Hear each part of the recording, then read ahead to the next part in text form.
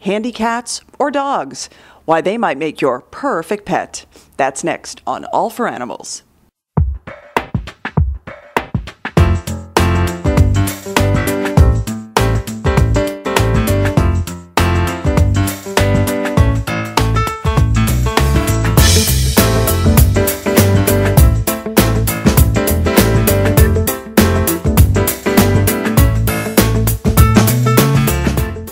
Just like my one-eyed cat Louie, there are plenty of not-so-physically perfect yet wonderful animals out there who need loving homes.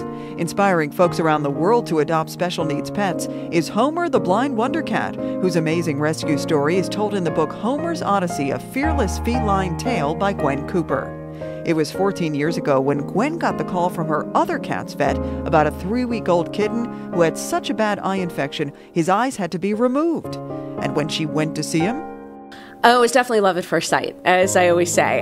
He was so, you know how little they are. When they're 3 weeks old, he was so tiny, and he still had the stitches in from a surgery, so he had, you know, one of those Elizabethan cones around his neck, and it was the smallest one they had, but it was still pretty much bigger than he was. And it was sad, but he looked so cute, too. He was just so adorable, and the second I picked him up, he just crawled right up to, started nuzzling underneath my chin and rubbing his head against my neck and purring. And he, I believe my exact words to the vet were, wrap him up, I'm taking him home. So you say in the book that Homer has really changed the way you think about life and about relationships in particular. So talk to me about that. Well, I definitely learned from Homer that, in terms of relationships, certainly that sometimes the most unexpected relationships turn out to be the ones that are the most gratifying and the most rewarding. I always say that, when I adopted Homer, I knew for sure that I did not want a third cat in my life at that point. And later, when I married my husband, we had been very close friends for a number of years. So if there were two things I knew in my life, I was not going to have a third cat, and Lawrence and I were just going to be the best of friends for the rest of our lives. And as I said, sometimes the most unexpected relationships turn out to be the most rewarding ones. Gwen donates 10% of the proceeds from the book to charity and recently made a $10,000 donation to Blind Cat Rescue in North Carolina. A visit, she says, was really something. Homer is so interesting and unique looking, and the way he looks is always one of the first things that people notice. And so to walk into a room, into a shelter with 30 cats who all kind of turned to me with Homer's face was very emotional, actually, in a way that I was not really expecting it to be. Homer, meanwhile, is immortalized in the online comic book Handicats, where he and his crime-fighting partner, Ajax the Bionic Cat, plug the BP oil spill with the world's largest fur ball. Here in the city is another blind wonder cat who ironically looks a lot like Homer and Louie.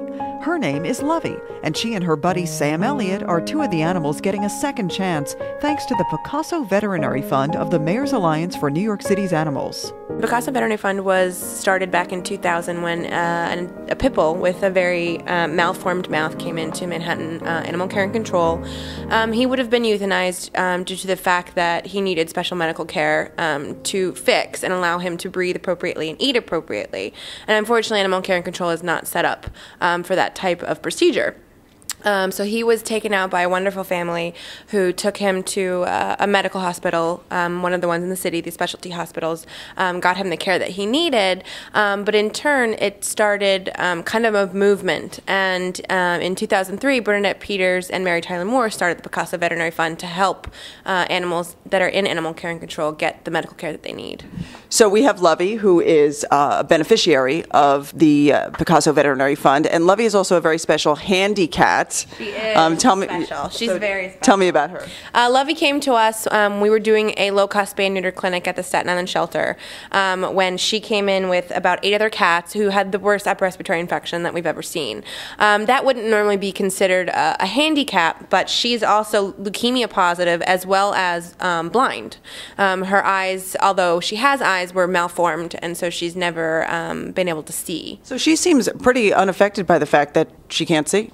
She could care less. It takes her a little longer to figure things out, but once she does, she's pretty fearless. And she can smell treats from half a room away. Oh, she loves freeze-dried chicken treats. You even rattle the drawer that the treats are in, and she comes running, no matter what. So what are some of the kinds of disabilities or special needs that the Picasso Veterinary Fund animals have? It ranges from anything from a broken, a dog gets hit by a car, has a broken leg, the leg needs pins and plates, to simple things, upper respiratory infections that are so severe. Parvo is a big one.